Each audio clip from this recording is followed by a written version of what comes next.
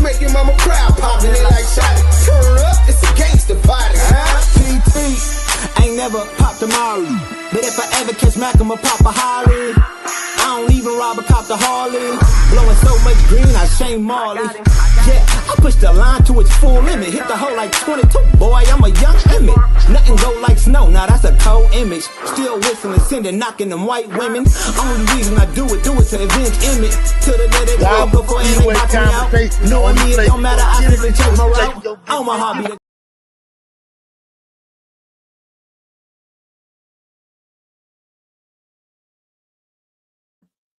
West. Welcome to the Damu Kiwe Conversations, home of the West Coast, the voice of the culture. The still seems the done.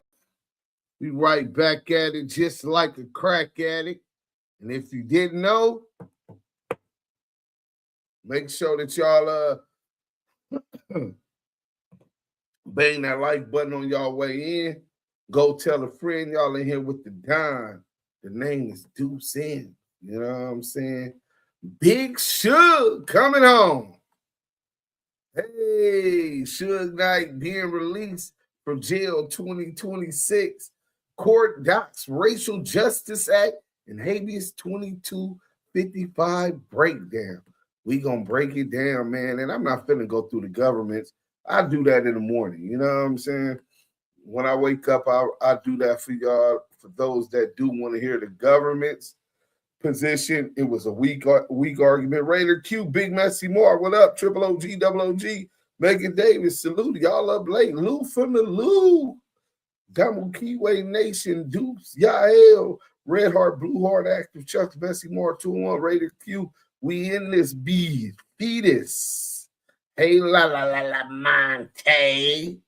You know what I'm saying? Hey, la la la la la, Monte.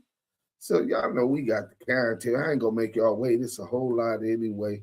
I want to get through this. I definitely want to get through this ASAP. Okay. So this one is the final Suge Knight appeal. Is 43 pages, right? And we're going to dive through it. This document, I want to make sure that this is the one I want to read because I don't want to read the other one.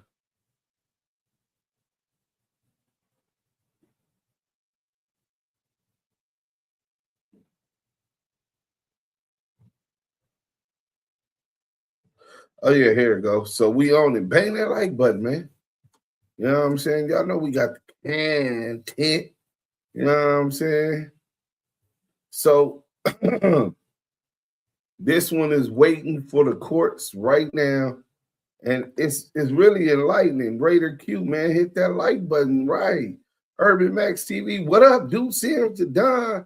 Laugh out loud. Love from Louisville, Kentucky. Man, I've never been to Louisville, man, and I want to go, right? I done seen too much going on in the loop, you know what I'm saying, in Kentucky, man. I'm trying to see what that thing's about. But especially the Kentucky Derby, but I gotta get my bread up, you know what I'm saying? I gotta get my bread up before I get to attending that. So on the table of contents, you see California court rules. This is just attorney Jasmine Mines put this together, advocating on behalf of Suge Knight, the death row founder, mogul, former CEO. Introduction, statements of the case, governing legal standards, the Racial Justice Act. I was just learning about the Racial the Racial Justice Act. When I read this, I was asleep on it. It passed, I think, in 2024. 4 legal pathways to show a RJA violation, types of evidence and burden of proof, arguments, reply to respondents' erroneous assertion that petition fails to state a prima facie case for relief under the Racial Justice Act. And then, so the conclusion will be the sum of it. There goes the table of authorities, and the case is cited in there. Look, one of the first cases, Batson versus Kentucky, 1986, United States Supreme Court. So, you know what I'm saying? You see, I told you, I'm trying to see what that Kentucky about the 6th Amendment and 14th Amendment, and then the statutes are listed right there, court rules. You know what I'm saying? So, introduction. Let's hit that like button, man. The good people is up in here, man. The good people is up in here. Urban Max, Lou from the Lou. The LA shot caller when Suge gets out, CS2 back is moving to Mississippi. They said he already moved to Utah. Can't confirm it, but he done moved Birmingham, Alabama in the check-in. Hey, man, my homie Curtis Lopez. Oh, there go Castro right there. Talk about Alabama. Curtis Castro Lopez. Whoop, tapping in. Salute. Shout out to Birmingham and Mobile, Alabama. Free Suge, that's a fact. Miss Lisa, what up? We getting to this content. Suge finna get up out of here, so let's go. Tony Farley, salute. So this case places respondent in an unenviable position of defending the conduct of a shamefully racist prosecutor from the Los Angeles County District Attorney's Office. Deputy District Attorney Lawrence Longo, a malicious prosecutor who was later fired by the District Attorney's Office and disciplined by the California State Bar for creating the appearance of impropriety and making unauthorized promises in a 1992 criminal matter involving petitioner music mogul Marion Suge Knight Jr., Mr. Knight. The conduct respondent seeks to excuse includes Longo's references to Mr. Knight and others associated with Death Row Records as thugs, as niggers, and as that motherfucker should. Language that constitutes clear violations of the Racial Justice Act. Ooh, the cold thing about it, you got the DA in the office testifying to this. He wrote about it in the book. Yet respondent does attempt to defend the indefensible. It does so by exhibiting a profound misunderstanding of newly amended Penal Code subsection 7451, and by inviting this court to hold that a prosecutor may use the word nigger in the course of prosecutorial decision-making and influence without consequence, so long as the slur is directed at one black man rather than another. Respondent further advances this argument by, when they say the respondent, that's the government, right? The respondent further advances this argument by incorrectly asserting that calling a black defendant a thug is race neutral, and by invoking unrelated prosecutions of black public figures, including the internationally known entertainer Snoop Dogg, as if racial bias can be neutralized through racial substitution. In doing so, respondent's response itself violates Penal Code Section 745. Respondent improperly invokes the sealed prosecution of another black man, Calvis Brodus, also known as Snoop Dogg, who is not the petitioner, not a witness, not a comparator, and not legally relevant to any issue before this court. That prosecution resulted in a not guilty verdict and is sealed. Nonetheless, respondent resurrected it to contextualize, normalize, or diminish the force of explicit racial slurs used by a prosecutor in decision-making connected to Mr. Knight. This is not zealous advocacy. It is racialized reasoning. Section 745 was enacted to prohibit exactly this practice. The statute was designed to eradicate both explicit and systemic racial bias, including efforts to excuse discriminatory conduct by invoking the criminal history, alleged conduct, or past prosecution of other Black individuals. To an objective observer, referencing a sealed acquittal of a Black public figure serves no legitimate legal purpose and operates solely as an appeal to racial association.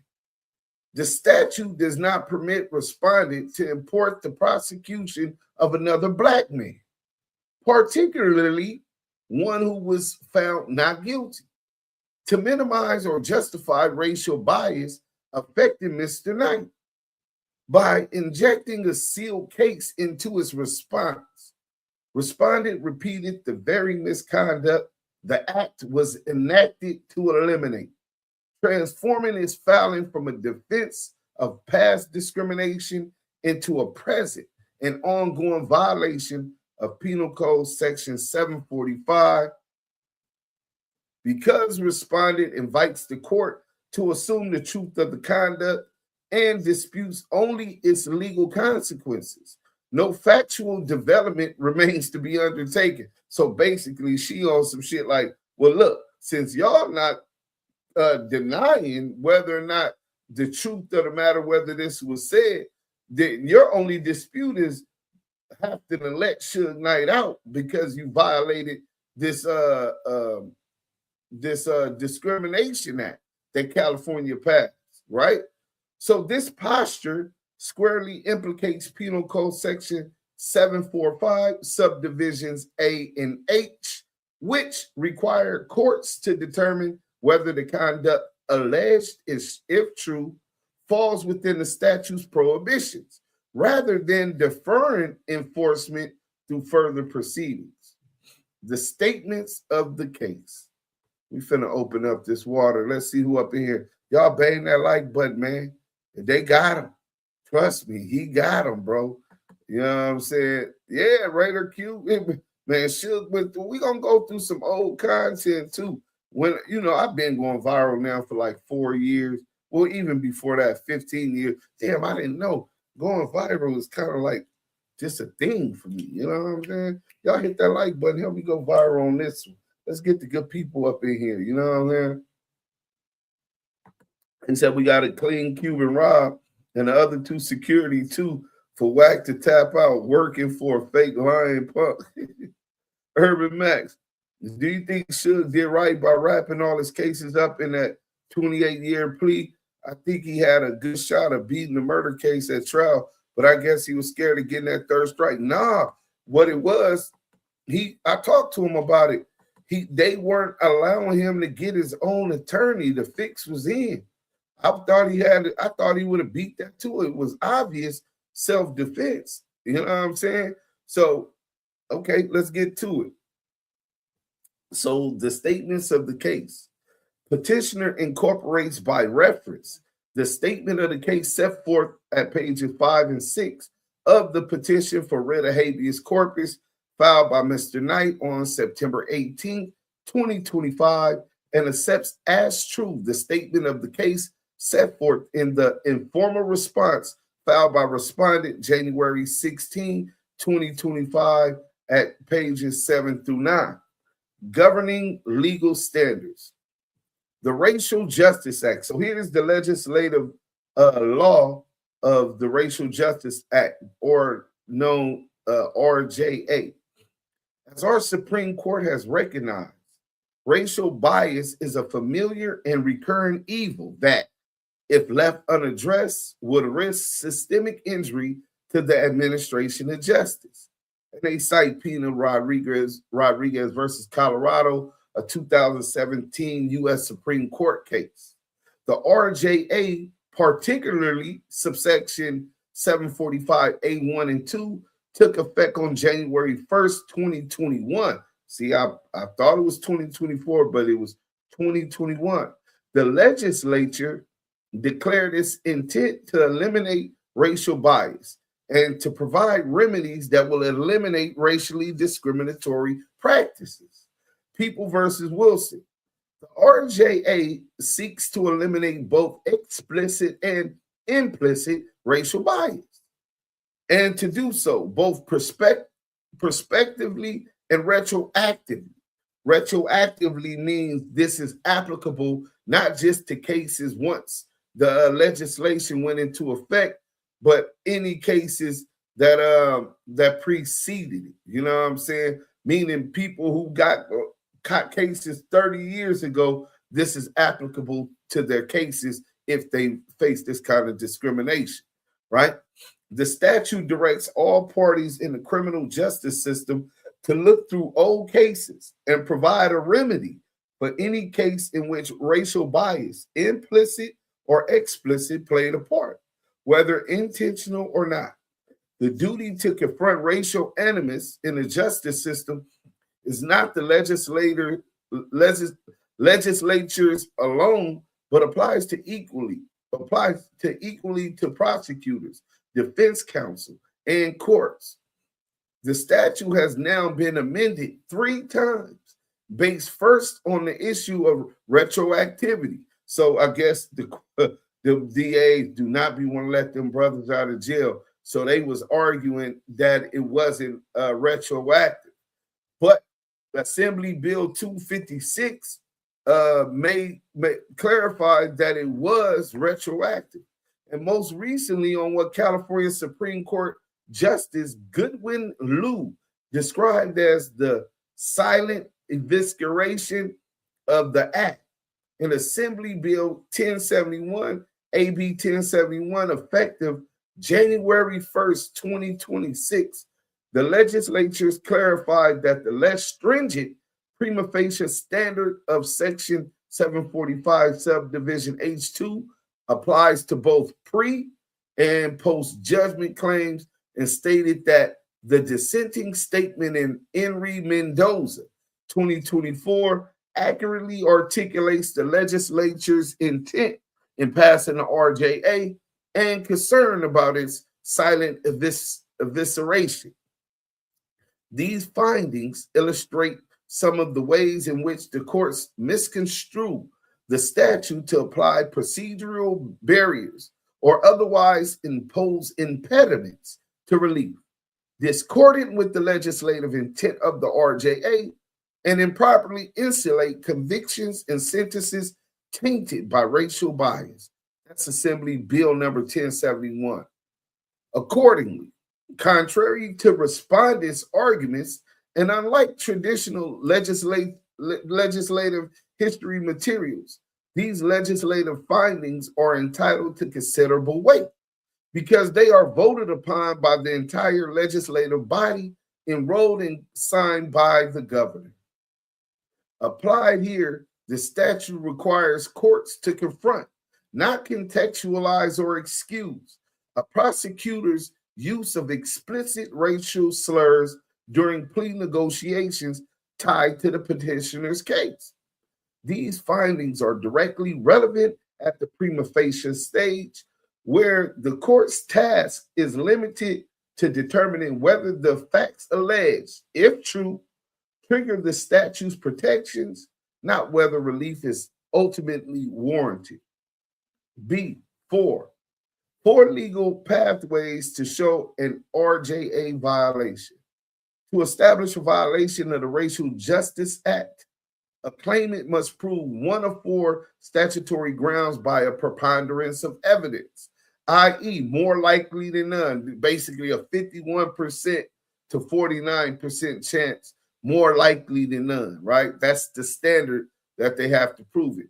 The first 2 of which are most relevant here. 1, bias or animus by participants in the case. The judge, prosecutor, defense counsel, law enforcement officer, expert witness, or juror exhibited bias or animosity towards the defendant because of race, ethnicity, or national origin.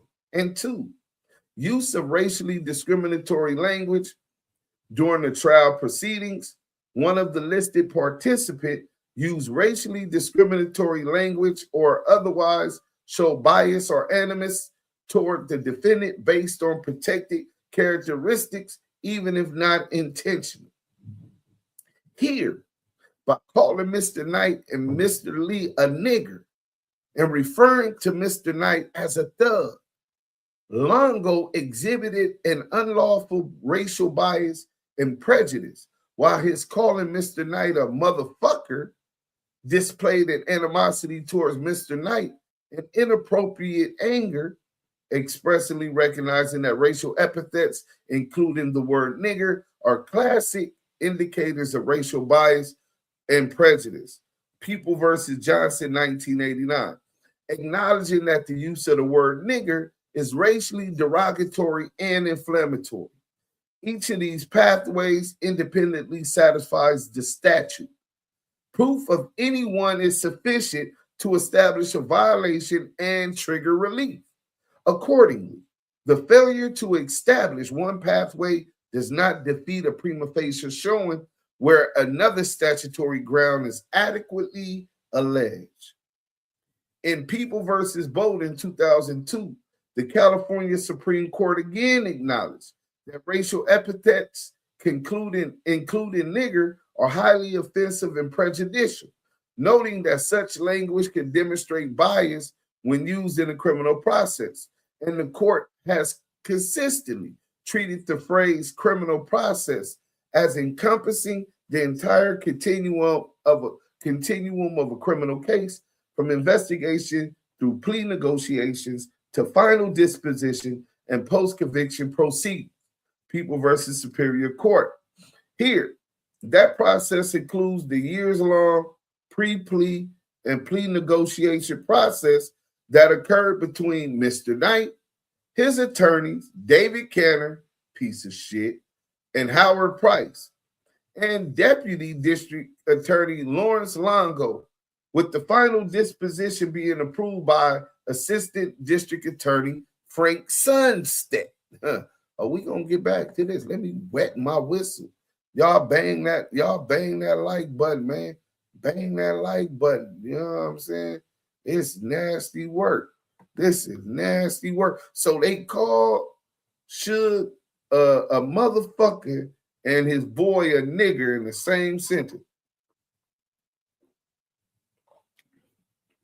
His boy, I believe, was the bodyguard for Snoop Dogg in the murder case that Snoop Dogg had beat. So they were bringing up this case. Snoop Dogg beat that case, and the case was sealed once he beat the case. But the DA ends up, well, we'll get to it right now. I wet my whistle. Let's get back to it. Types of evidence and burden of proof. In order to establish a prima facie showing under the provisions of the RJA, a claimant must produce facts that, if true, suggest a substantial likelihood that an RJA violation occurred. This threshold triggers further proceedings. At this stage, the court may not disbelieve, discount, or weigh the credibility of the allegation. This framework necessarily assumes the truth of the allegations for screening purposes, precisely. So courts do not short-circuit enforcement by recharacterizing legal questions on the merits. The claimant must ultimately show by preponderance of the evidence that one of the statutory violations occurred. This is a lower standard than beyond a reasonable doubt and is designed to allow both direct and indirect evidence of bias. In regards to permissible evidence, the statute, as amended through related RJA reforms and amendments, allows a wide range of evidence, including but not limited to witness testimony and trustworthy hearsay relevant to bias.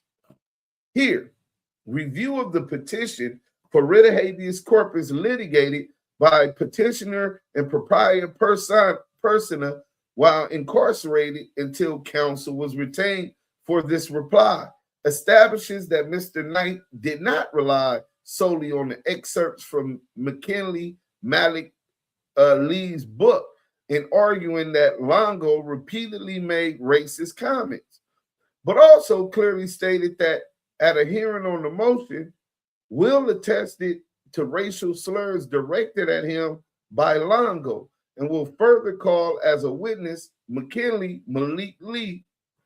Based on these statements, counsel from petitioner has obtained sworn declaration from both Marion Hugh Knight and McKinley Malik Lee, Exhibit 2, that established contemporaneous accounts of Longo's repeated use of the words racially derogatory words, nigger and thug.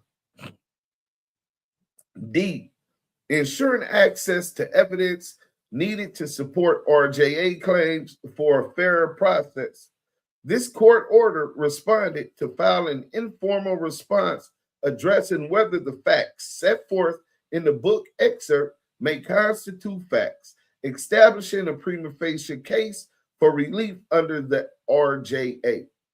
In its introduction, respondent alleges that the factual basis for the RJA claim is an excerpt from a book that was written by petitioner's associate. And then it shows you the respondents where they did it on page 7. This claim is only partially accurate, as Mr. Knight's in pro se petition for writ of habeas corpus clearly states in its own introduction that Longo made racist comments to Mr. Knight personally in the presence of Mr. Knight's attorney, David Canner. These overtly racist statements made by Deputy District Attorney Lawrence Longo to criminal defendant McKinley Malik Lee and referencing petitioner as a motherfucker, along with repeatedly referring to petitioner as a thug in the presence of petitioner and his attorneys throughout the plea negotiation process in this case, are part and parcel of one of the most egregious violations of petitioner's rights to a race-neutral trial imaginable. Petition in page 2. Mr. Knight went on to address the racist comments made by Longo by arguing, accordingly, petitioner moves this court to vacate the 1995 plea and at a hearing on the motion will attest to racial slurs directed at him by Longo and will further call as a witness McKinley Malik Lee, who has publicly stated that Longo sought to indict him, not in the pursuit of justice, but because he was alleged to be connected to the petitioner. Of course I'm going to prosecute his ass. He's with that motherfucking Suge.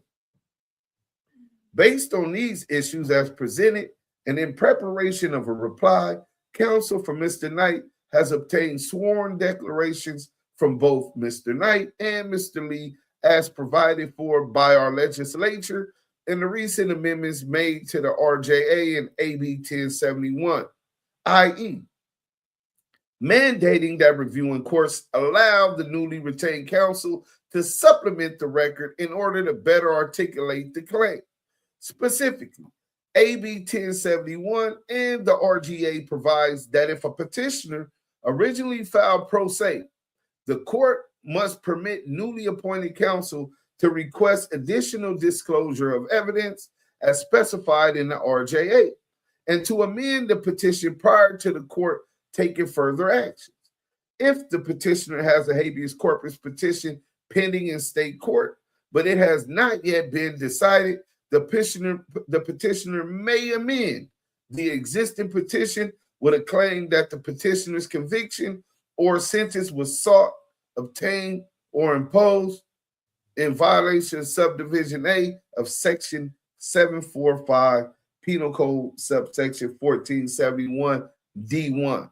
This procedural posture confirms that the court is not being asked to consider new theories, but the same claim now properly supported and clarified by counsel. E, the court's role at this stage. Assembly Bill 1071 makes unmistakably clear that at the prima facie stage of Racial Justice Act claim, courts must accept the petitioner's factual allegations as true, including allegations that the prosecutor used explicit racial slurs during the proceedings. The California Supreme Court has confirmed that the RJA's pleading standard is intentionally minimal and forbids courts from rejecting allegations based on disbelief, lack of corroboration, or perceived implausibility. Trial courts may not weigh evidence or assess credibility when determining whether a prima facie case has been stated under subsection 745, and that's out of the case People versus Finley 2024. They're citing that, right? The respondent does not submit sworn evidence disputing that the statement occurred, and instead invites this court to assume the conduct occurred and resolve only its legal significance under Penal Code Section 745.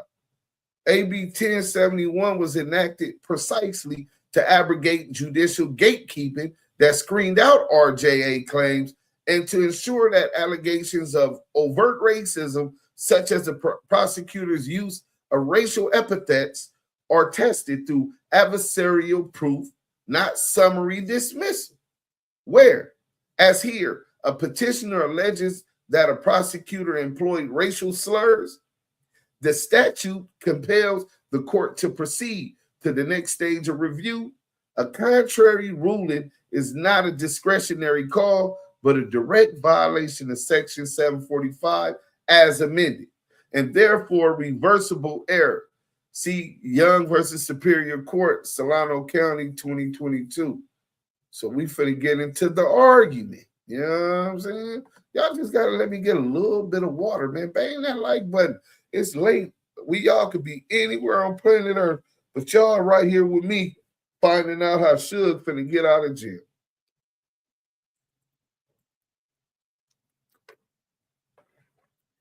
I would be ready to bet that he got out if I believed in the judicial system, but I learned to expect the unexpected when you're dealing with these devils, man. You know what I'm saying? So, the way y'all can't hear me, respect to the room. Raider Q marked out. What up, bro? Steffi Weffy, Deuce, you know we hurting down here in Texas.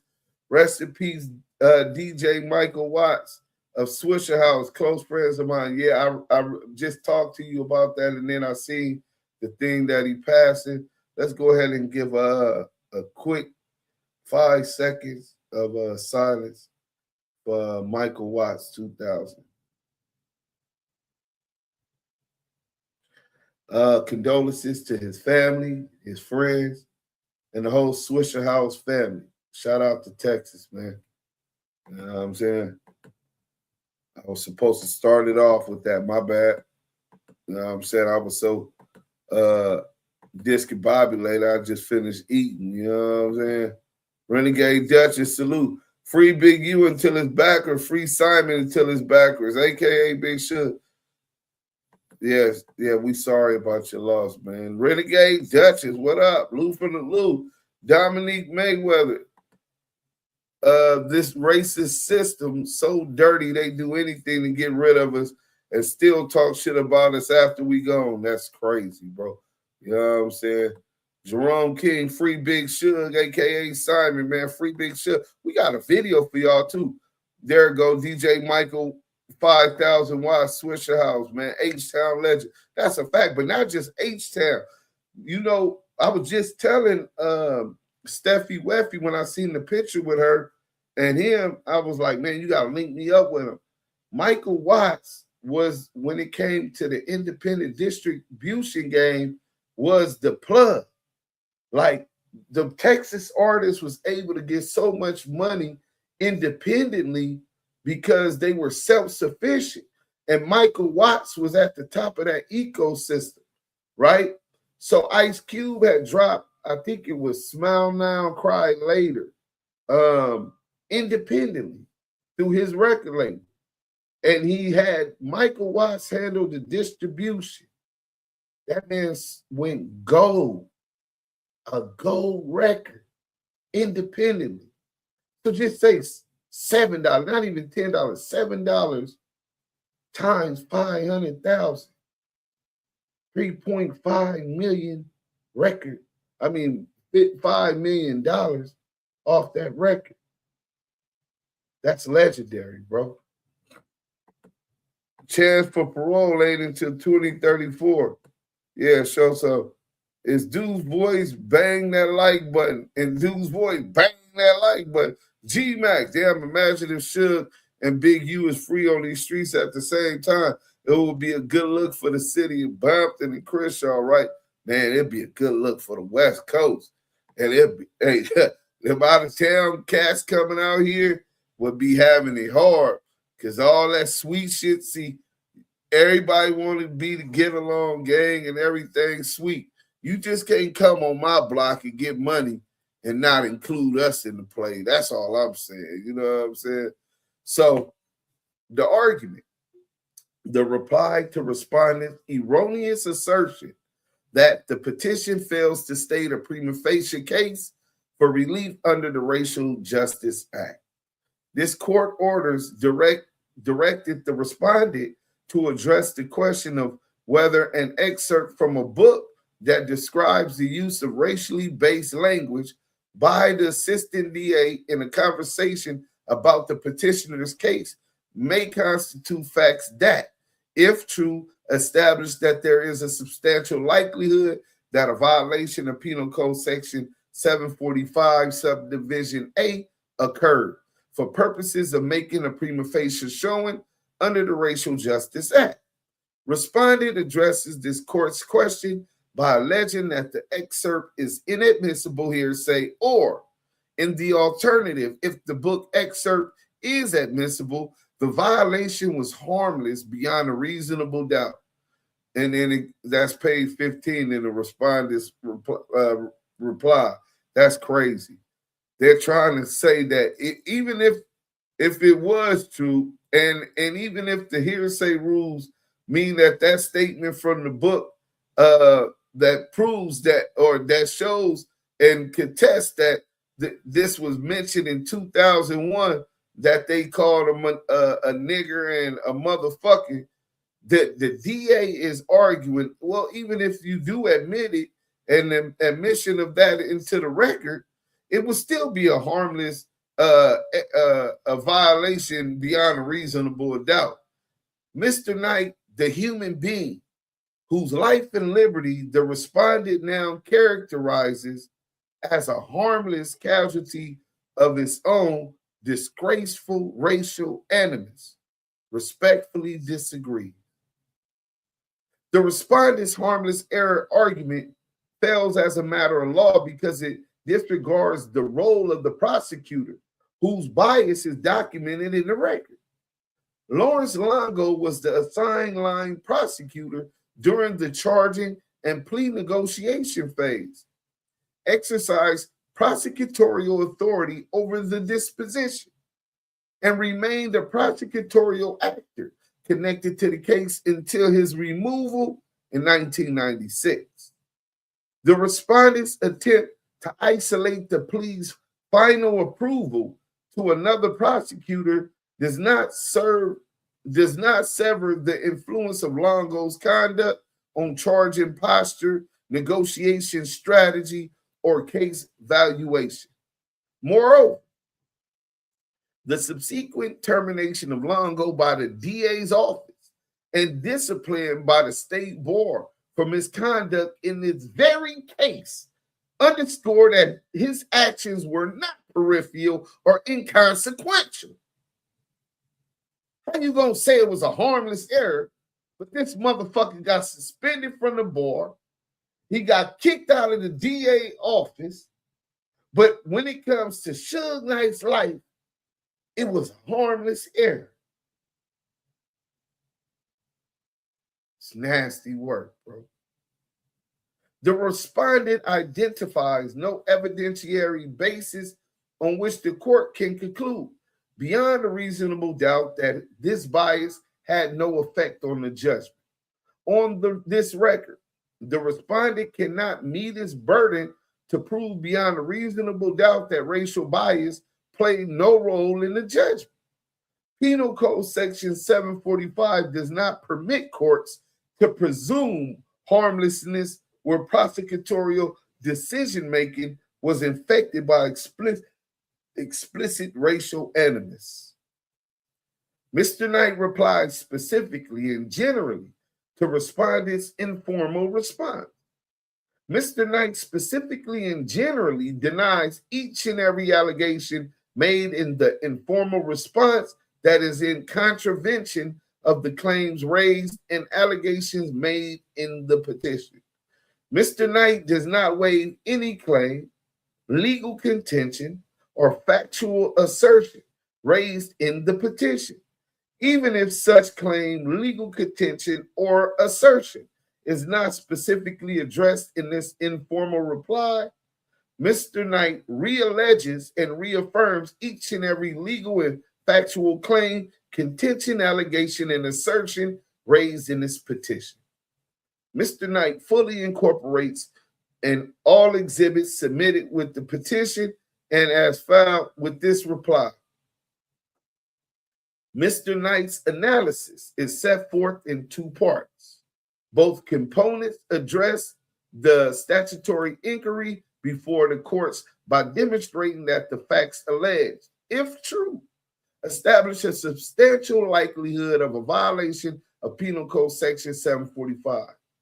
And by responding to respondents' attempt to reframe that inquiry as one of admissibility or harmlessness rather than enforcement. The first refutes respondents' mischaracterizations of the record and selective parsing of isolated statements from multiple declarations submitted by Mr. Knight's attorneys and Deputy DA Longo as it pertains to relevant background and history of the case at issue.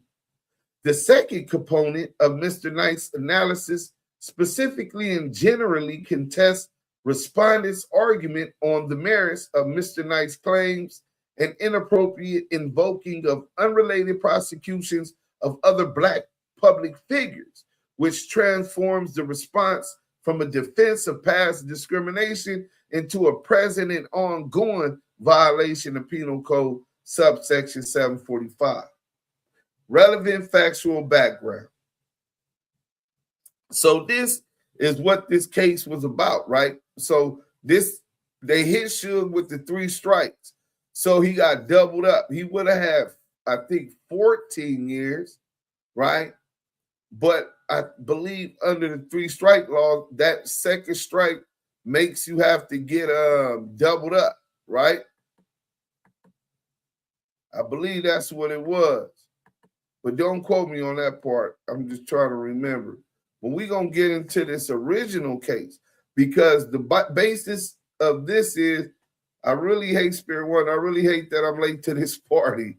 Wes. Shout out to the Damu Kiwe conversations and to the chat. Best chat of all chats. That's a fact. And the Cash App is on the bottom line for all Cash Apps. Please make sure that you also send me your address. We'll be sending y'all out a box of United color wraps for the next 10 Cash Apps on these lives. We'll get a box of United color wraps and a signed CD, my signature autographed CD, DUSE, Still I Live album, my first classic mixtape, datpiff.com. You know what I'm saying? It's no longer on DatPiff, but you will get the album cover, the actual commemorative to my first album with a box of color wraps, man. So Cash App, or Super Chat, but I would prefer the Cash App because YouTube go take some of that Super Chat. You know what I'm saying? But let's get back to it. Let me drink a little bit more water, man, and get to it. Mike B, what up, bro?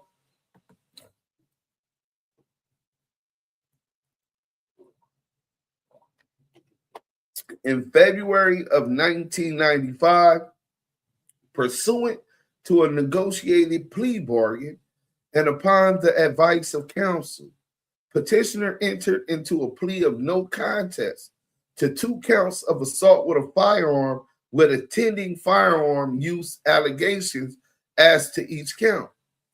Suge got cracking with that pistol. You know what I'm saying? In this case, he pled in 95, but I think he caught the case in 91 or 92. You know what I'm saying? But Suge wasn't just putting hands on it. He will get cracking. You know what I'm saying? This plea was in regards to a 1992 incident. See, 92. And was negotiated between Mr. Knight, his attorneys David Kenner and Howard Price, with attorney Johnny Cochran in advisory role.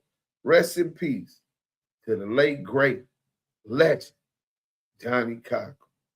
South Central LA, stand up. One of our own, you know what I'm saying?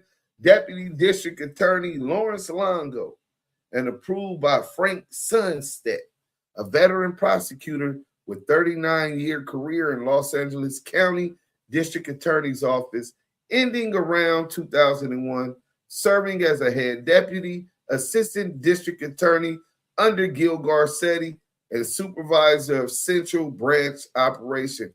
Fuck Gil Garcetti and his motherfucking cronies. You know what I'm saying? Oh, yeah, man, we got it cracking.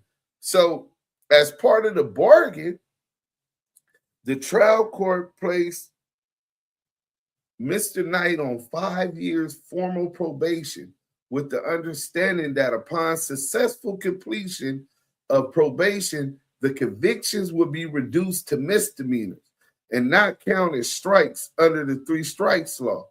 So, excuse me. So these were supposed to be felony misdemeanor wobblers. He pleaded to the felony. Upon completion of his probation, they would be turned over into misdemeanors and wouldn't be strikeable offenses. If that's true, then he couldn't have been serving 28 years for the 3 strike law. In the informal response, respondent mischaracterizes the declarations of these parties as submitted in 1998 by alleging that Longo stated that he was not present during the plea negotiations in this case, and that petitioner's attorneys, David Kenner and Howard Price, corroborated Longo's account of the case history in their own declaration signed March 1998. This is not accurate. What Longo declared in 1998 after he was fired by LA County DA's office and disciplined by the state bar for his conduct in this case was that in 1995, I was not present at meetings regarding the disposition of this matter, which involved defense counsel and ADA Frank Sunstedt. And there goes petitioner's exhibit H on page 1. Longo never declared he was not a party to the numerous meetings between Mr. Knight and his attorneys prior to Sunstedt's approving the plea as negotiated. He declared that he wasn't present in 1995 when the meeting with Sunstedt occurred. Likewise, in their respective declarations, which were essentially duplicative, attorneys David Kenner and Howard Price did not corroborate Longo's account, as both declarations state that I participated in negotiations with the LADA's office concerning the disposition in this matter, which included a meeting with Deputy District Attorney Frank Sunstedt. Petitions Exhibit I through J. Nowhere in these declarations does either of Mr. Knight's attorneys declare that Longo was not a party that was negotiated with in the prosecution. This parsing of excerpts from these declarations is an attempt to portray racist prosecutor Longo as a passive non-participant in the plea negotiations in what was a high-profile 1992 assault allegation. Yet Longo's conduct in personally negotiating the plea was the very reason he was served dismissal notices not once but twice. In an article from the LA Times dated March 22, 1997, the LA County DA's office confirmed that after serving a dismissal notice concluding that Longo should be fired for his handling of the 1992 assault case involving Mr. Knight, a second dismissal notice was served on Longo by the DA's office that included two new allegations: that Longo made unauthorized promises to Knight as part of a controversial 1995 plea bargain in the assault case, and that Longo's conduct leading up to the plea bargain caused the loss of public confidence in the office. See Exhibit 3, the LA Times Archive, March 22nd, 1997. That is the correct record upon which Mr. Knight presented his claims in pro se with this court. And public confidence in the Los Angeles County DA's office can be restored by this court calling the jailer to account by ordering Mr. Knight's conviction and sentence in this case vacated. This history matters because it situates the racial language within active prosecutorial authority, not isolated misconduct. B, the excerpt from McKinley Malik Lee's book is admissible. AB 1071 and Penal Code subsection 745 permit consideration of non-traditional evidence, including narrative accounts, to establish a prima facie RGA violation.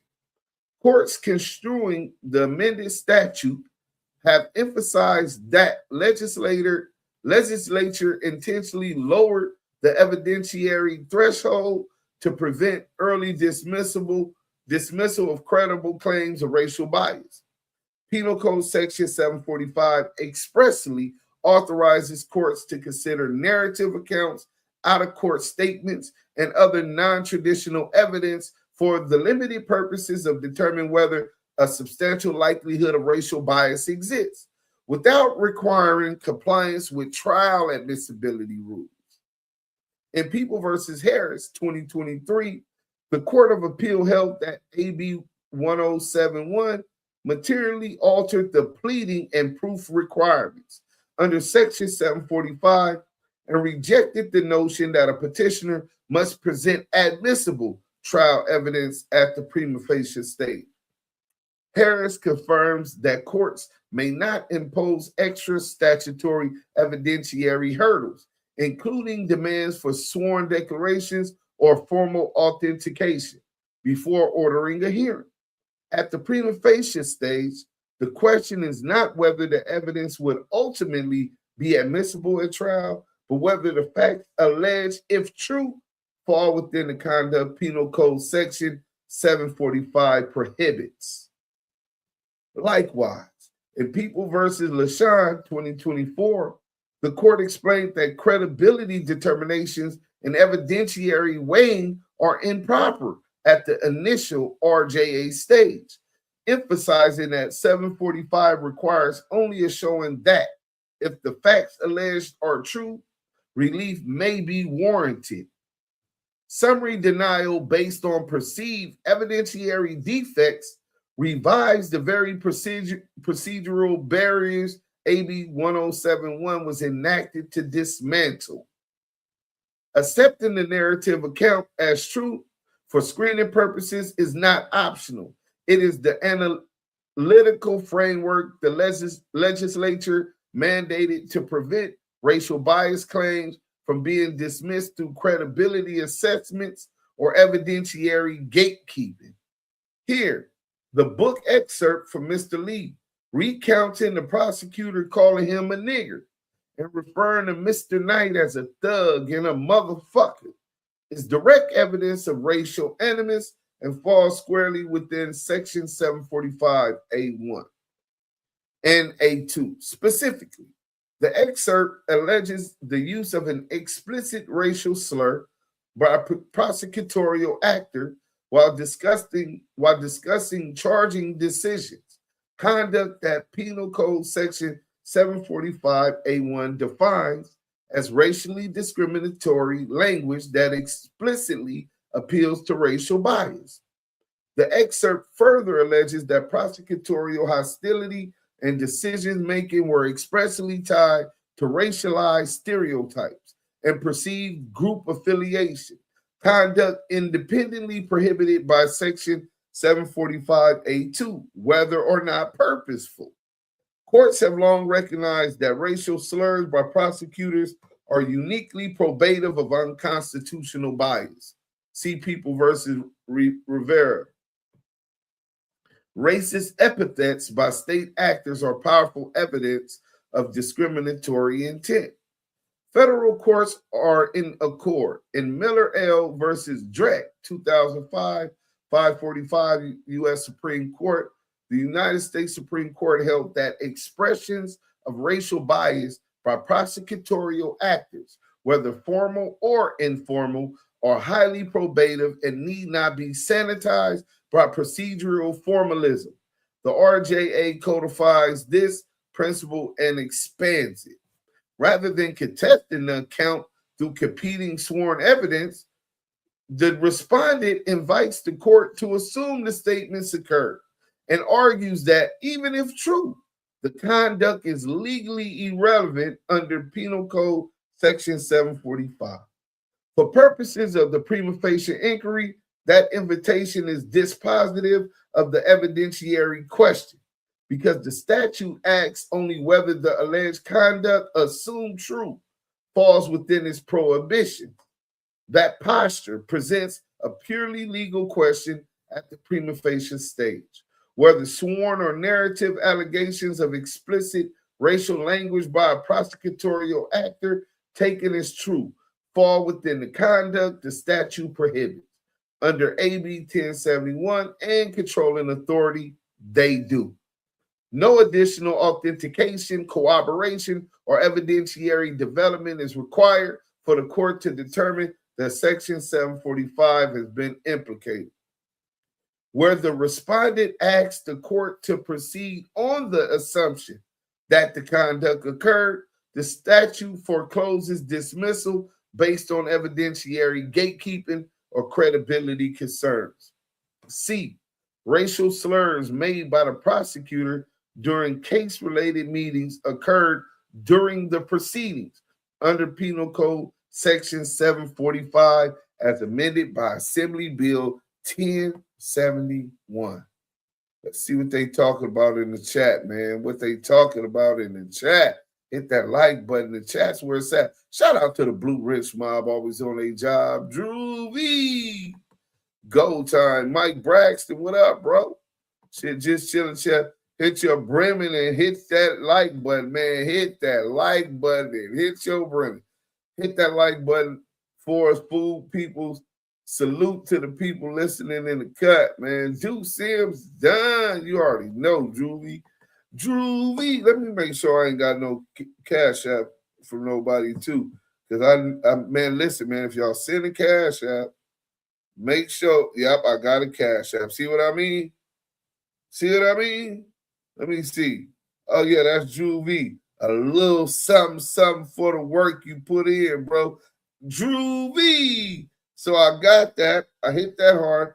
Please DM me your a mailing address, a P.O. box, and some.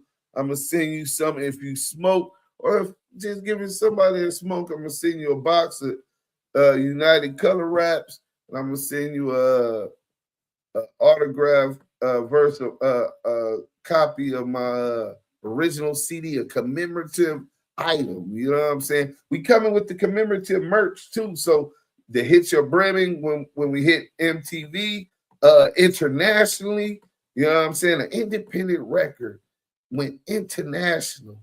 Italy, Spain, you know, Germany. You know what I'm saying? You know, you gotta commemorate those things. You know what I'm saying? I was there. You know what I'm saying? I'm sweating this Golden State game. Damn, DraftKings and FanDuel got me, man. But you gonna hit, Lou. If you sweating it, that means you're close to hitting. Good luck on hitting, bro. You know what I'm saying? You know what I'm saying? Winifred, he's not getting out. Oh, that sounds like pork butt. Let's see if pork butt is in my chat right now. Let's find out if that's pork butt. Degrees fucking with your mental. Pork butt, pork butt. Watch this. Oh, he gonna be mad, man. Hold on. Veggie wrong, veggie wrong, veggie wrong. I know that's you, Veggie. Winifred Williams. You know what I'm saying? He's not getting out. It looked like he is, bro. It's very, very strong case and a great argument. Shout out to his attorney. Hold on. Reggie Wright Jr. Let's see if Reggie answered my call. Hold on.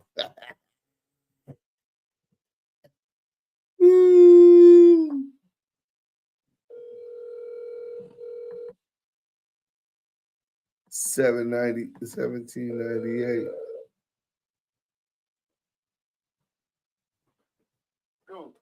Hey, what up? Pork butt. Wake your ass up, man. I don't sleep like your ass. Because you on your way with your Mexican wife and fucking clean some goddamn buildings. Don't be calling me, nigga. No, I'm live right now. We ain't cleaning no buildings, but listen, I ain't knocking nobody who do it. Somebody got to do it. Hey, as long as you ain't selling your ass and compromising your integrity, get it how you live. Whatever. Say that bullshit. Motherfuckers sit on the internet all day talking shit about people. Don't need to be mopping no goddamn floors. Hey, listen. Better hustle than that. Yeah, if you right about that, I got a better hustle than that. But look, check this out. So you know, old Simon, Simon finna be coming home.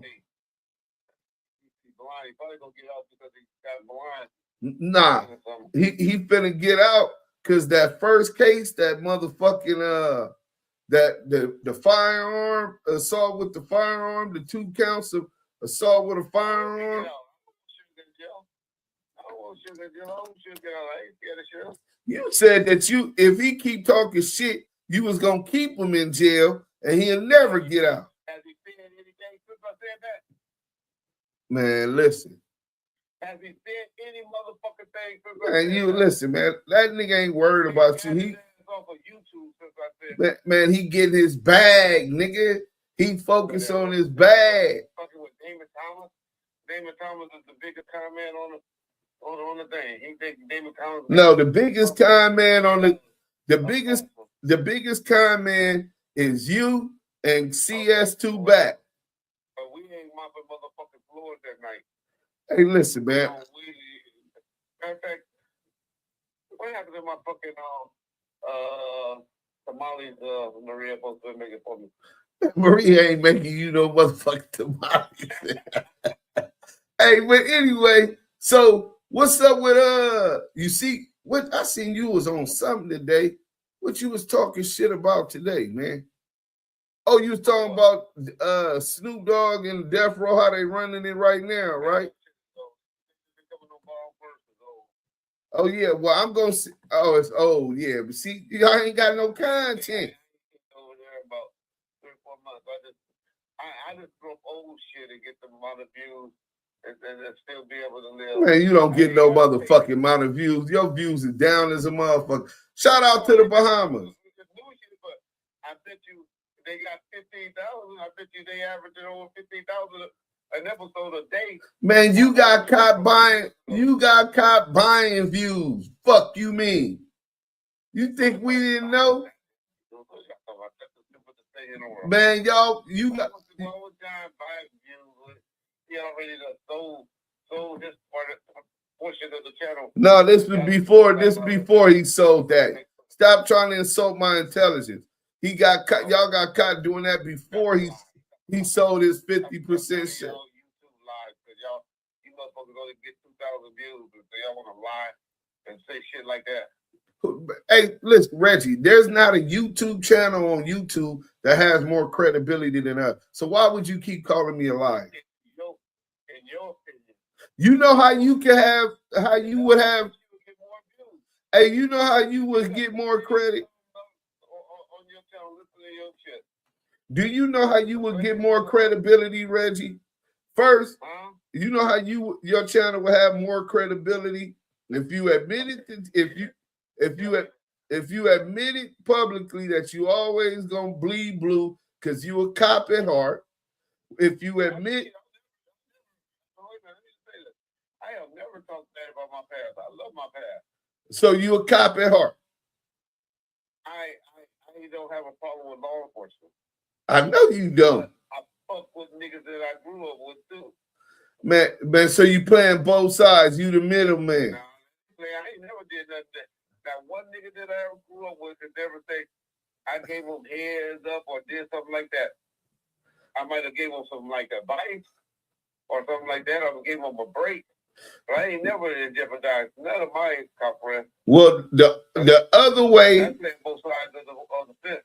The other way you can get some real credibility is expose your rat ass son CS2 back. I don't know why you got a hard on for that nigga. Man, cause that bitch ass nigga called me a rat, nigga. You know, he passed that, man. Get off that. He ain't past that. I told everybody. The one thing that you did when you got your jaw busted up, you fell off the fucking bed. So you ain't no rat. You just from that nigga. Hey, check this out, Reg. Is you gonna keep up? You didn't tell the guard that you fell off your bunk. Just in case the dude that I stabbed. Wait a minute. Hold on. You didn't tell the guard that. I told them, no, I told the medical that I fell off the thing. Yeah. Fuck, you mean I told the guard? I told medical. Yeah, nah, nigga, medical is different. The COs work for the CDCR. The medical, them motherfuckers. It's freestyle. When she was wiring up your jaw. My jaw wasn't wired, it wasn't broke, nigga. Hey, but you seen that motherfucking paperwork? I pushed that knife in that nigga neck, though. Yeah, motherfucker. But all right, Reg, man. Is you gonna expose CS2 back or not, man? That's my homeboy. Oh, well, if CS2 back your homeboy, we know you ain't gonna never expose him. Meanwhile, Philip, what's his name? The FBI agent, Philip, what you call it, is on your helmet right now.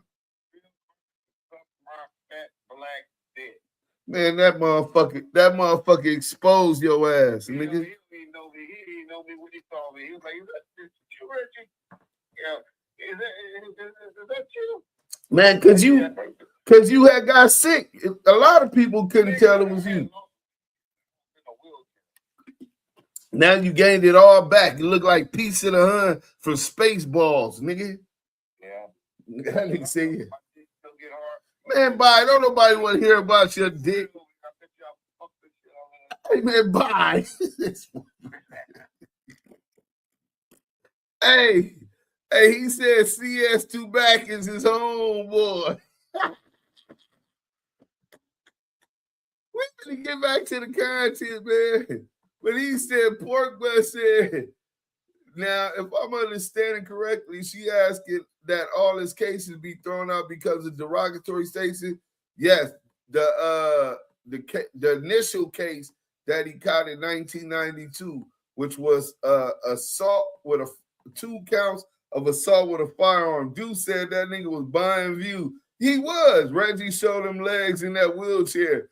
500,000 views instantly.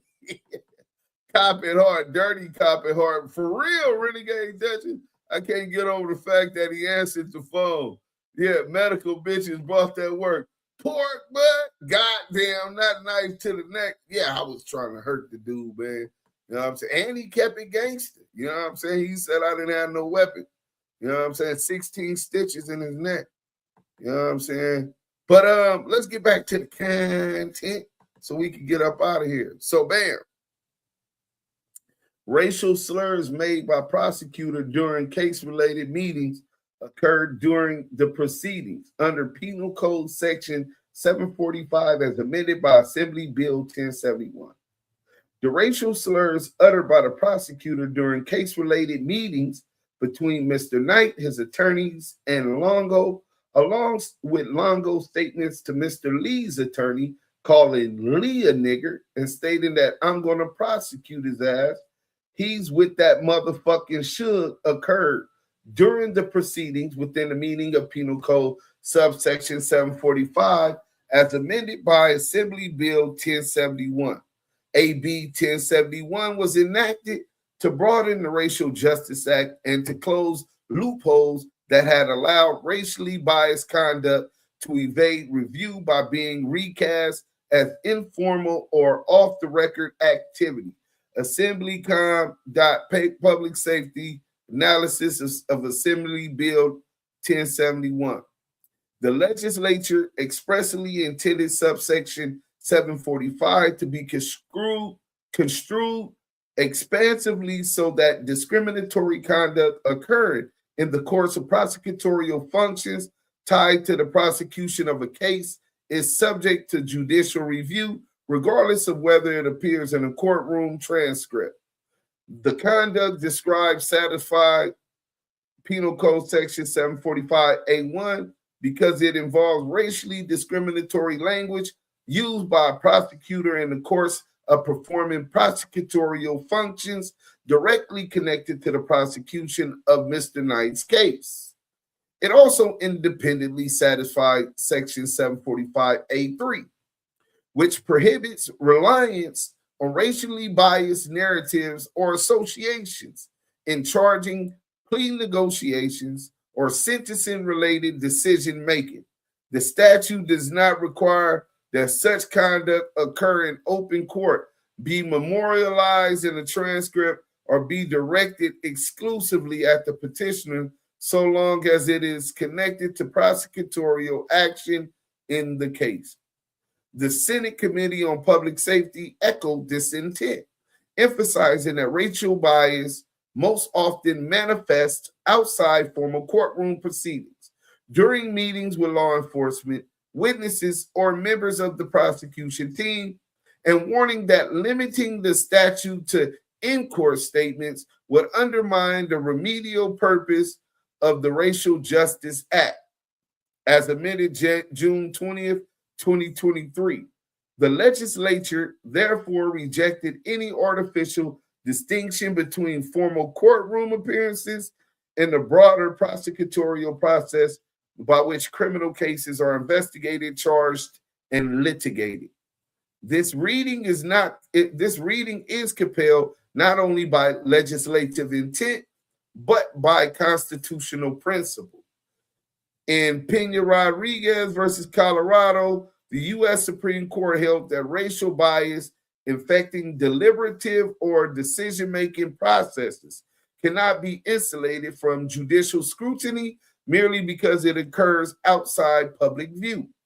The court recognized that racial animus presents a unique threat to the integrity and legitimacy of the justice system and must be addressed whenever it surfaces. AB 1071 codifies this principle within California law, construing during the proceedings to exclude case-related meetings would nullify the legislator's expressed intent, frustrate the remedial purpose of Section 745, and resurrect the very loophole AB 1071 was enacted to eliminate. Respondents' cramped interpretation would reduce the Racial Justice Act to a rule of courtroom decorum rather than the comprehensive safeguard against racial bias the legislator unmistakably intended.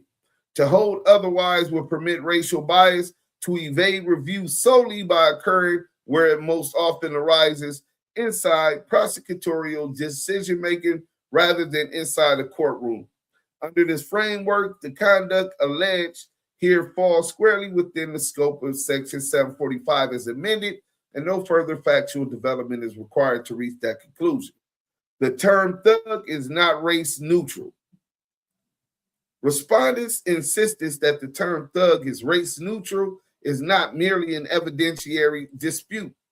it is itself a violation of the Racial Justice Act under Penal Code Sections 745, Subdivision A1. Section 745 prohibits not only the use of racially coded language, but also the defense of such language through claims of neutrality that disregard its discriminatory meaning and effect. The statute prohibits both the original use of racially coded language and the later defense of that language through false claims of neutrality. By urging the court to treat thug as neutral, despite the legislature's express findings to the contrary, respondent repeats the very analytic error AB 1071 was enacted to correct.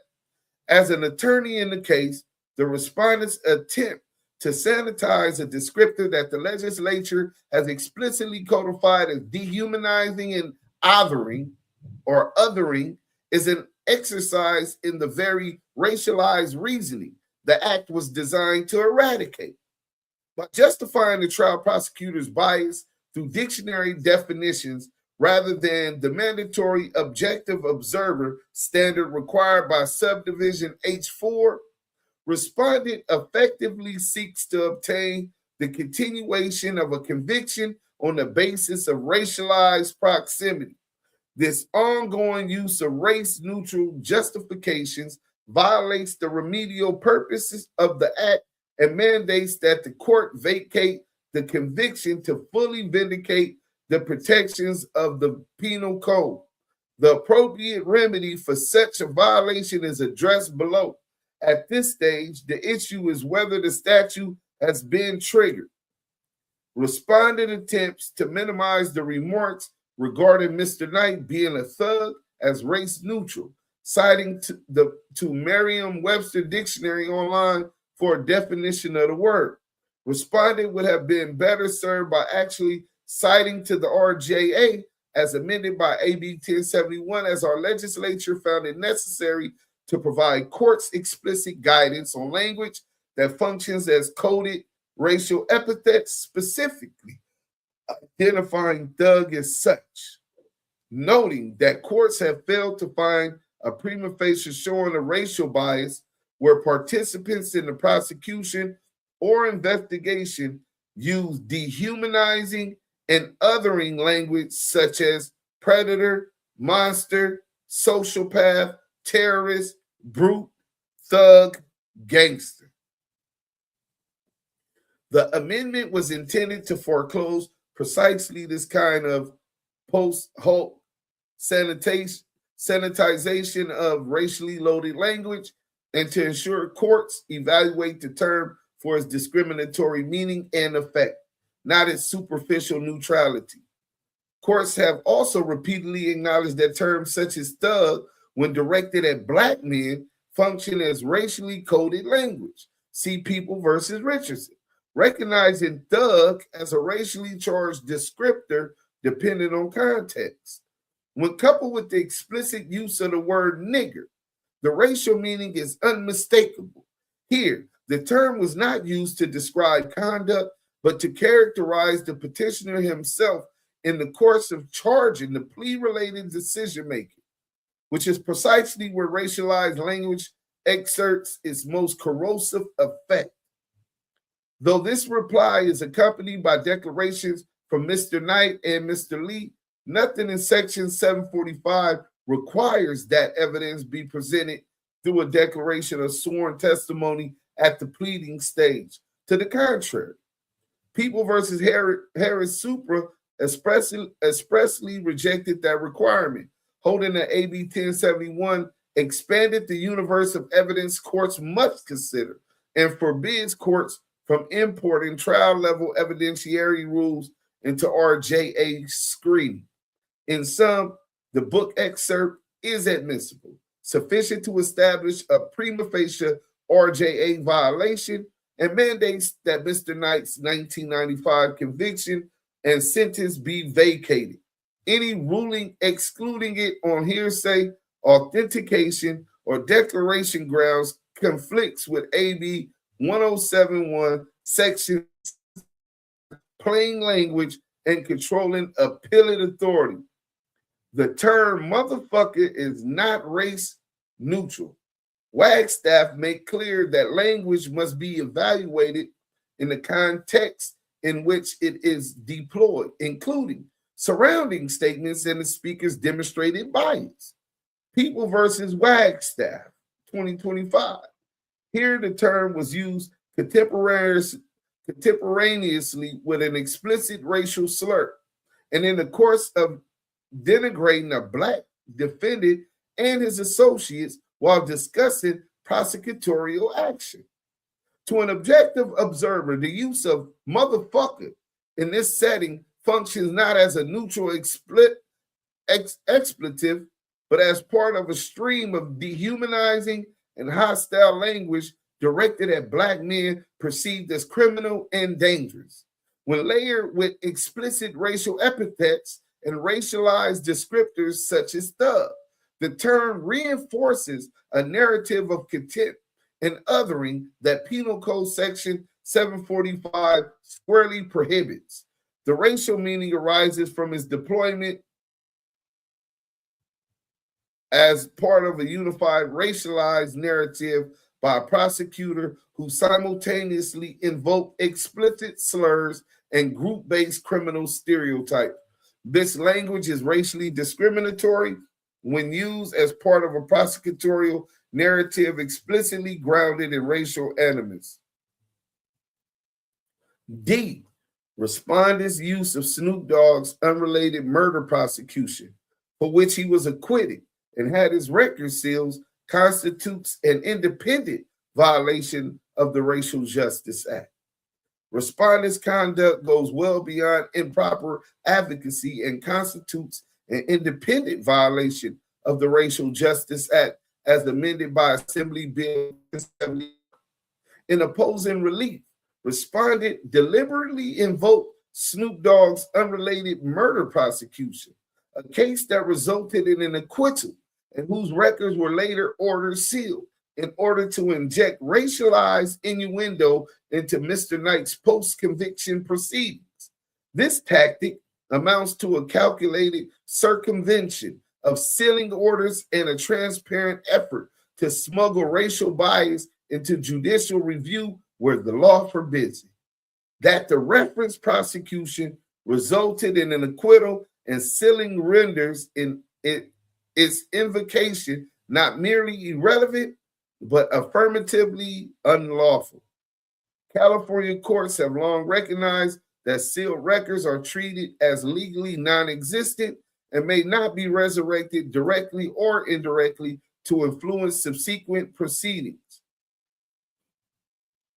Respondents' reliance on an acquitted, sealed prosecution involving a third party flouts these principles and undermines the very purpose of sealing orders to prevent prejudice, stigma, and misuse of legally null proceedings.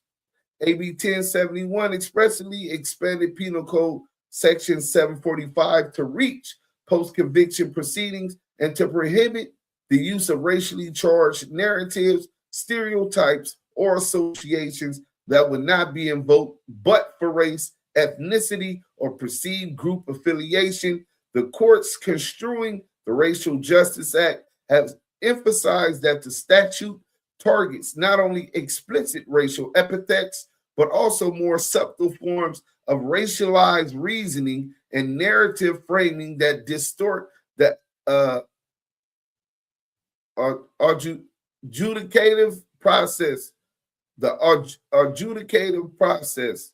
I never heard adjudicative or adjudicate. I never heard adjudicative process. Okay.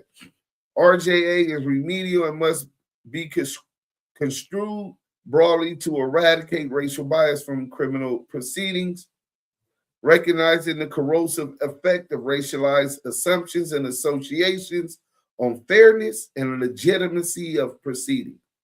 By resurrecting a sealed prosecution involving another Black public figure, wholly unrelated factually, procedurally, or legally to Mr. Knight's case, the respondent relied on material that serves no evidentiary function other than to invite race-based inference. That approach mirrors precisely the form of racialized association, the legislature sought to eliminate attribution or guilt or dangerousness through race rather than admissible case-specific evidence. This is the very practice condemned in equal protection and biased jurisprudence.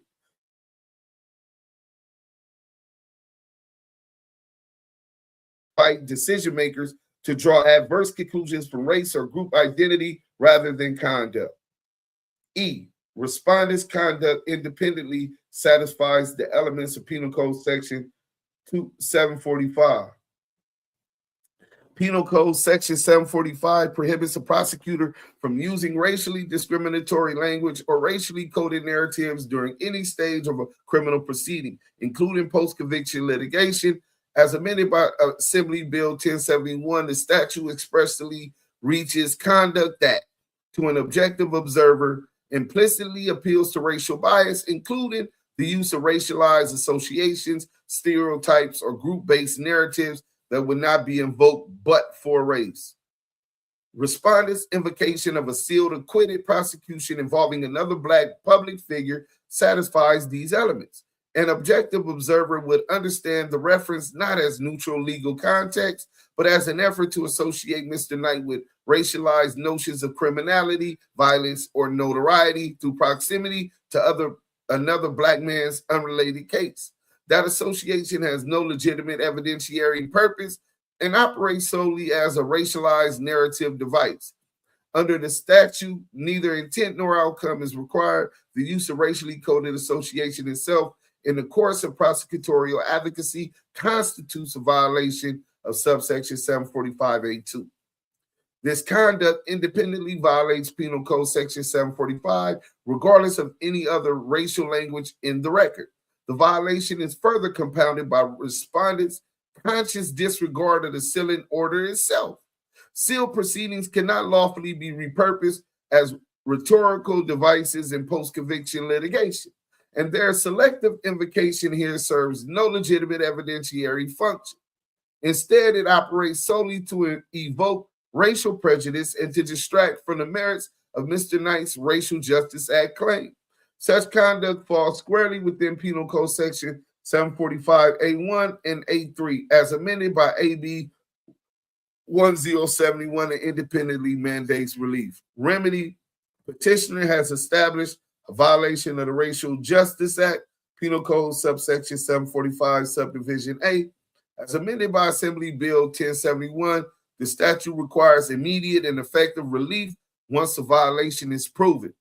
The proper remedy here is vacatur of the judgment of conviction and sentence, not a remand for additional proceedings, by inviting this court to assume the truth of sworn evidence and resolve only whether the statute requires relief. The respondent removes any factual predicate for remand. Because the respondent invites the court to assume the conduct occurred in disputes only its legal consequences, there is no factual controversy for further proceedings to resolve. The respondent cannot simultaneously invite assumption of truth and demand further proceedings to test it. The question presented is one of statutory enforcement, not evidentiary development. Where the disagreement is legal rather than factual, remand does not advance accuracy or fairness. It postpones enforcement.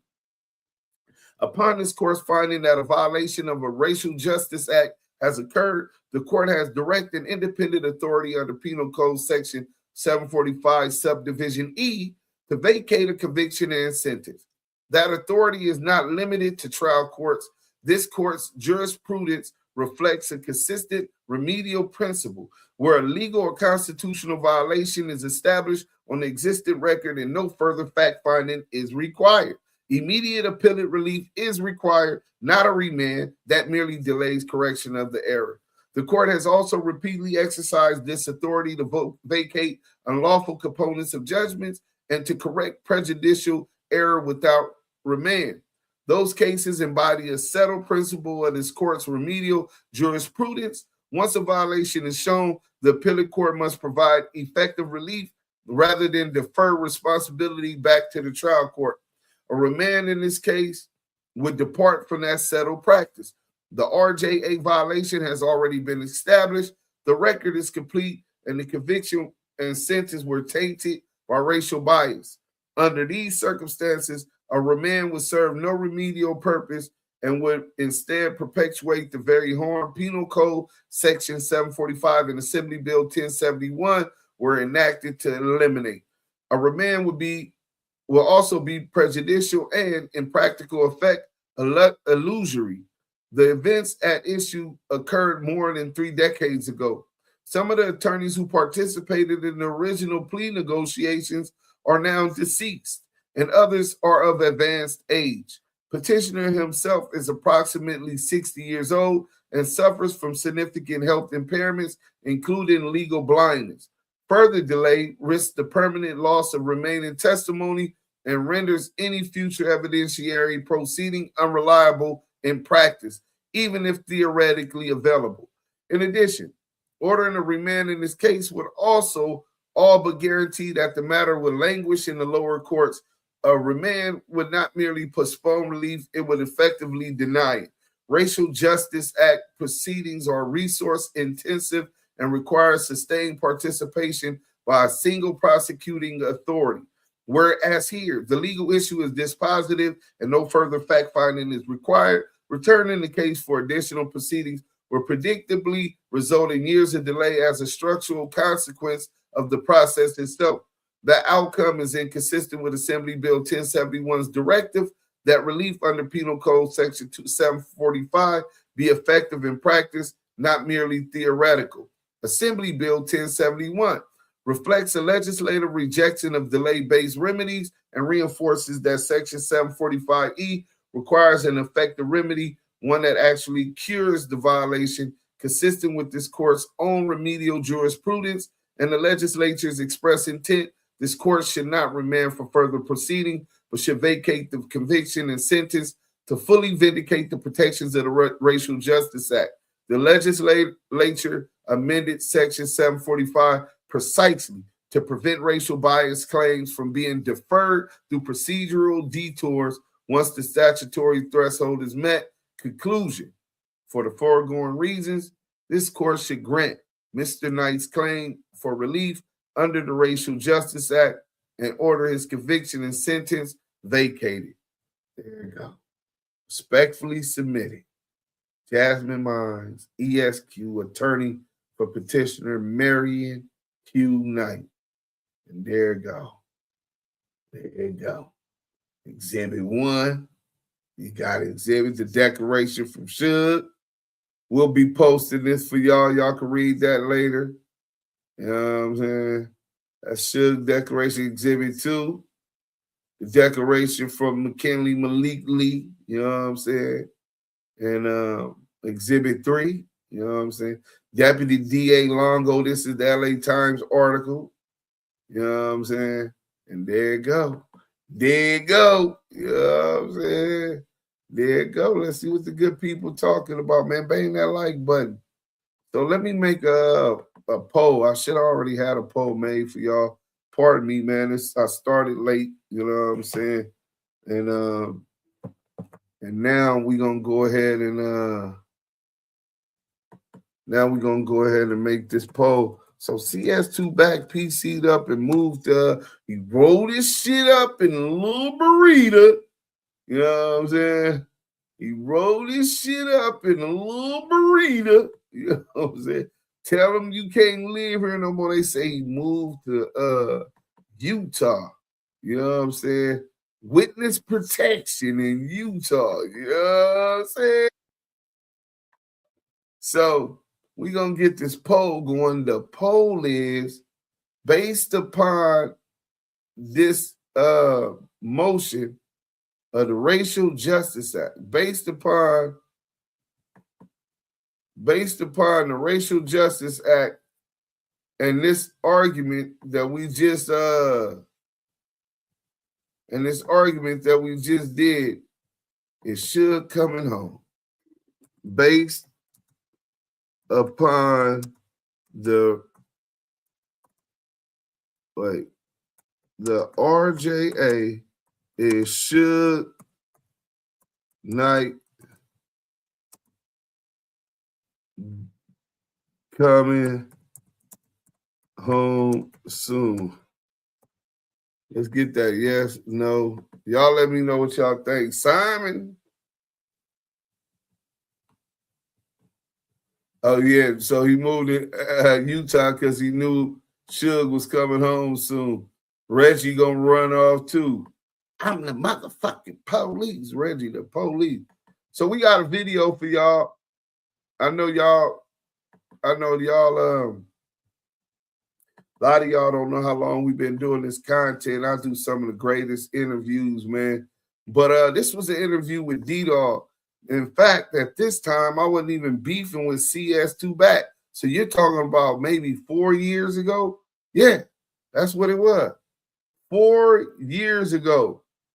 You know what I'm saying? And everybody used to peddle this. Shout out to the Lionel B show. You know what I'm saying? Everybody used to be putting up my content, and I wasn't even putting my content on YouTube.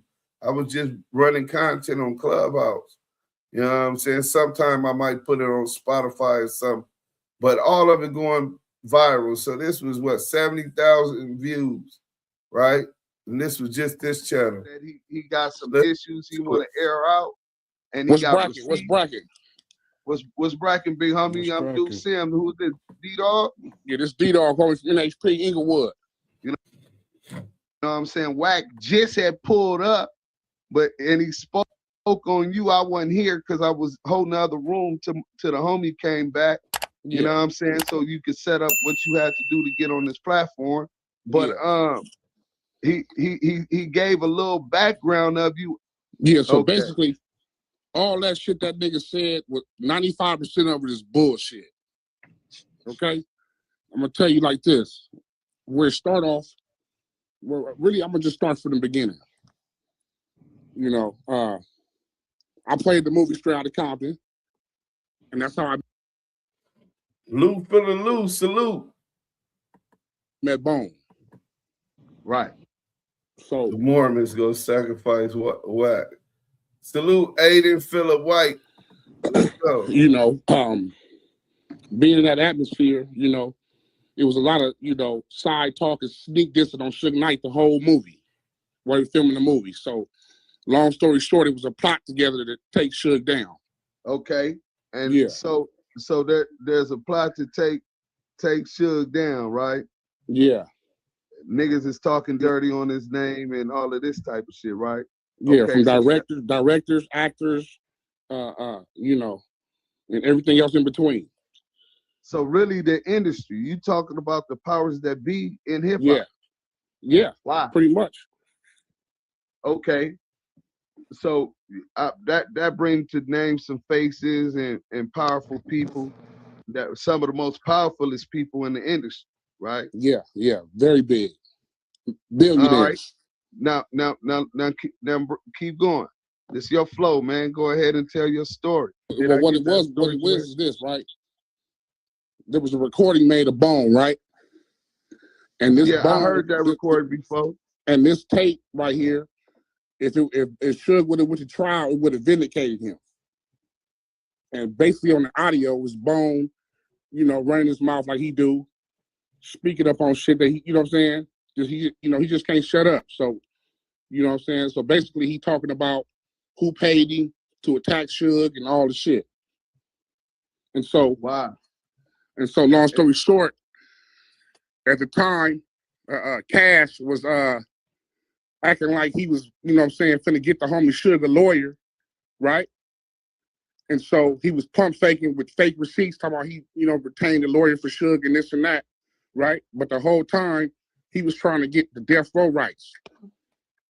And so basically he talking all that shit right now about Suge because he mad because he couldn't get the death row rights. You hear me? So he did not get the Suge Knight rights, but you're saying that's what he wanted to ultimately that was his whole goal of initially getting involved, trying to get Suge a lawyer. Now what happened was, once he found out that he couldn't get the rights to the movie, to the Death Row exclusive, he pulled out on the lawyer. And that's why Suge was saying that he the reason that he got 28 years. So Suge was forced to work with a public defender. and the public defender railroaded him and took a deal. You know what I'm saying? But all that shit Wack talking about, trying to down the homie, talking about he broke and got knocked out. Me and niggas been knocked out. Just because you get knocked out don't make you a buster. You feel me? Right. And, you know, speaking up on a nigga name while a nigga in jail, that sucker Buster and Mark shit. You hear me? When that nigga was on the streets free, that nigga was quiet as a church house mouse. You feel me? So and that's just basically what it is. I'm not on here to throw no smut or make nothing up. I'm a real nigga from Inglewood, for real. You feel me? So tell me this, right?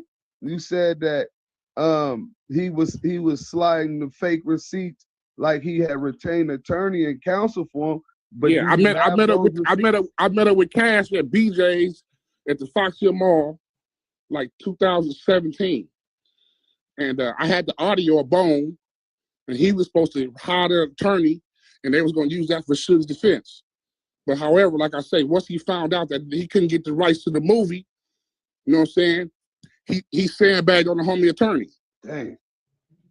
So that's really what happened. So all that other shit he talking about, the homie got knocked out and this and that. Ain't no smut on the homie name. He ain't never did no buster shit. Can't nobody on the planet say Suge done some buster shit. Everything he done was gangster, whether you liked it or not. So when he came in here, he said that he said that you had recorded that conversation. Was that you? Yeah, that was me. And it was part of Suge's defense to free him. Okay, now when you say that you come with these allegations that Wack's supposed to slid him fake receipts like he was retaining an attorney, do you have copies of those fake receipts? Nah, he was just basically showing me this shit in his phone. You know how he talk real fast and you know everything on power rule. You know he was. You know what I'm saying? Like I said, we had a meeting, me and him. You know what I'm saying? It was just me and him. You feel me? He's supposed to, you know what I'm saying, retain their attorney, pay for the attorney, but he pulled out once he found out he couldn't get the rights to death row. Because you remember, and I'm going to tell you, if you go back on YouTube, the nigga was saying, Suge will be out in 90 days. Do y'all remember that? It was a couple years ago. Yeah. You feel me? So he basically is the snake nigga. You feel me? And all that shit he paid for the homie mama funeral, nigga, you wanted to do that. Nigga didn't beg you to do that. You did it on your own. You feel me? So that's pretty much what it is. I'm not nigga come on here and make no smut up, or I'm not finna say nothing fake. Everything I'm saying is 1,000. You feel me? But as far as this nigga talking about a nigga working with the nigga did some police shit, never, nigga. He did the police shit with the 6ix9ine shit. I recorded the rat. You feel me? He interviewed the rat. It's a difference. You recorded the rat? Yeah, Bone. Bone. That's a serious allegation. I mean, what? I got receipts. I got paperwork. I don't know if D-Dog actually had the paperwork, but I did break down the paperwork so y'all could go on the channel. I did expose the paperwork on Cleabone Sloan. Let's go. Put it on YouTube. I'll tell you how to find it right now. What can we find? 16 pages. What can we find? Who's he calling the rat? Who's he calling the rat? Yeah, what can we find that at? What can we find the paperwork at? On here. It's on YouTube. It's been on YouTube for over a year already. Post the link. We need to see that. What's the link? We need to see that. Yeah, send that. That's on Bone. That's some serious You allegations. talking about Bone? Yeah, that's a serious allegation. That played on First Watch. We talking about the same Bone, right? Yeah, that's same Bone. That's what it He is. should just let it be known that didn't nobody know that conversation was being recorded but him. You should let that be known. So that's the Minnesota meatball. Big Snow from Minnesota. The rat. CS2 Back has sent them to my stage. A spy. He's feeding them what to say. See, CS2 Back been obsessed with what I got going on for years now. We wasn't even beefing at that time.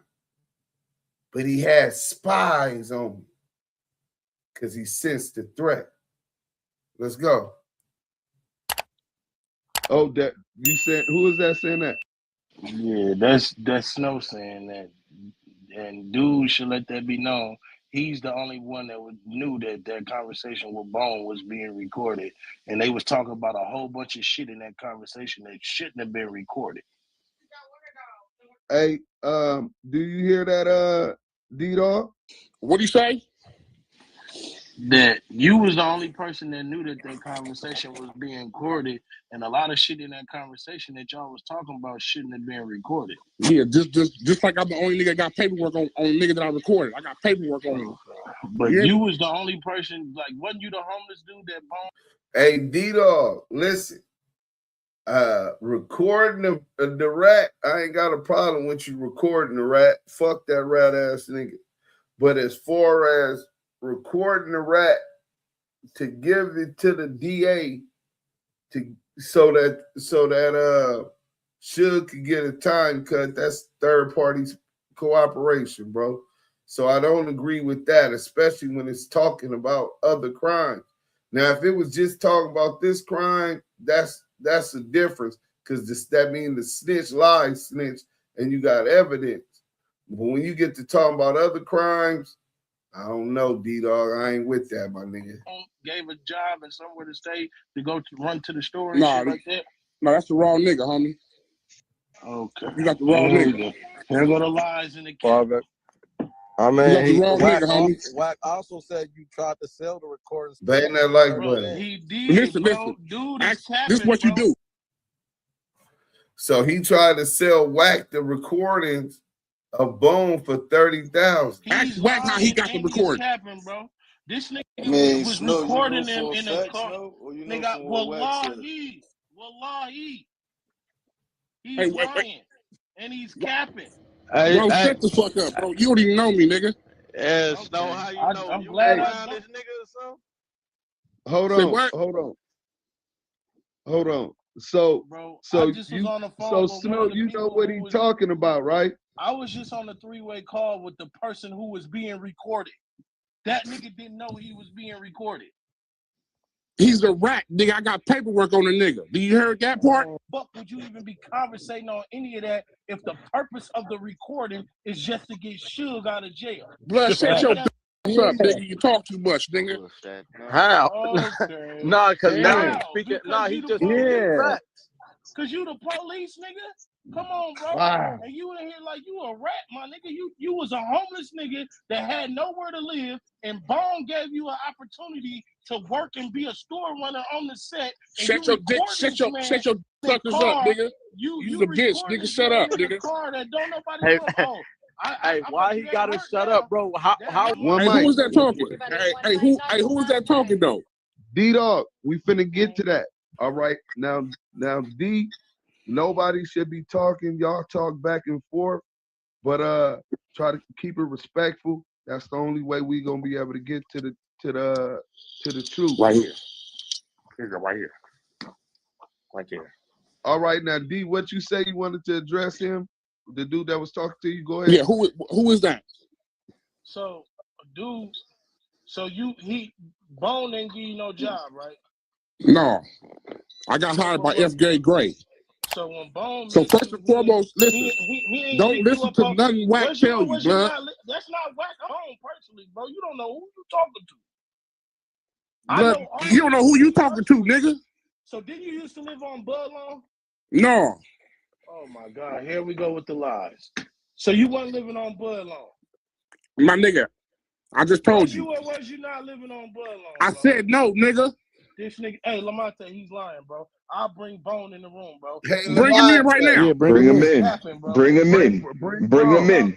This nigga, bro. This Fuck nigga's talking to you, nigga. You's a nobody, nigga. Bring Bone in here, nigga. I'm a nobody with way more money than you, bro. Nigga, you's a nigga.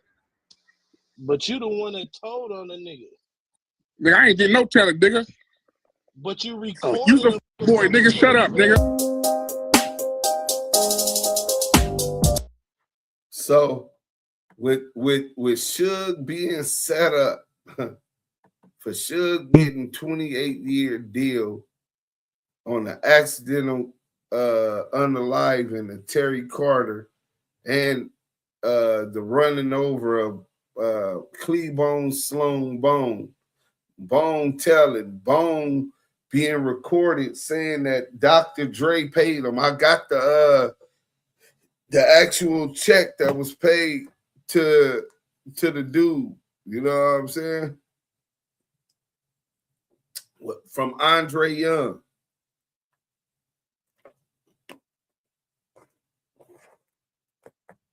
Which seems like it was a covert plot to get him out the way. They wanted Suge out the way. You know what I'm saying? So let's see what the people say. Based upon the RJA and Suge Knight coming home soon. Okay, so y'all read what y'all heard it how I heard it. 85% say yeah, 15% say no. The 15% who said no, I want to hear why y'all say is it no. Is it because y'all like me, y'all don't believe in the judicial system? You know what I'm saying? Why is it no? Keith McCulley, what up, bro?